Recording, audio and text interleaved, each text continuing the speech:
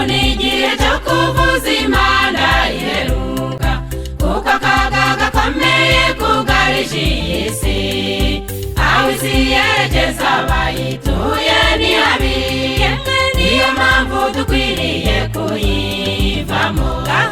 Ngaho nimuze tugende tujye kuburira abantu, tubabwira ukuri kw'Imana bave mu rujijo. Bamwe ntabwo bazi ko Satani aba yihishe inyuma, ibyo bakora babona ko ari byiza. Ngaho nimuze tugende tujye kuburira abantu, tubabwira ukuri kw'Imana bave mu rujijo. Bamwe ntabwo bazi ko Satani aba yihishe inyuma, ibyo bakora babona ko ari byiza.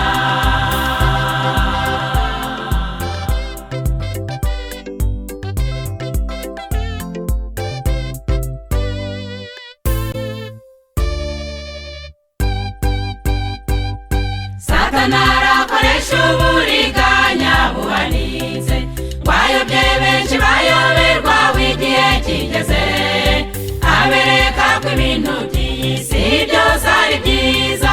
Muragende muri menge bavandimwe, ngaho nimuze tugende tujye kuburira abantu, tubabwira ukuri kw'Imana bave mu rujijo. Bamwe ntabwo bazi ko Satani aba yihishe inyuma, ibyo bakora babona ko ari byiza.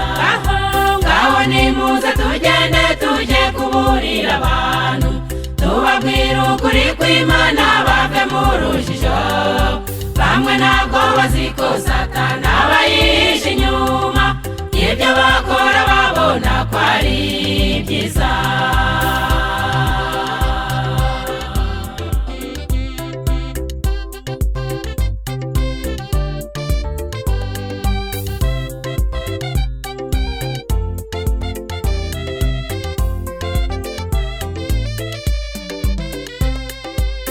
Iki gihe haraduka ibintu byinshi cyane, kandi abantu benshi bashaka kubyinjiramo. Bantu b'Imana mukwiriye kugendana amakenga, niyo mpamvu dukwiriye kuba maso. Ngaho nimuze tugende tujye kuburira abantu, tubabwira ukuri kw'Imana bave mu rujijo. Bamwe ntabwo bazi ko Satani aba yihishe inyuma, ibyo bakora babona ko ari byiza. Ngaho nimuze tugende tujye kuburira abantu, tubabwira ukuri kw'Imana bave mu rujijo. Bamwe ntabwo bazi ko Satani aba yihishe inyuma, ibyo bakora babona ko ari byiza.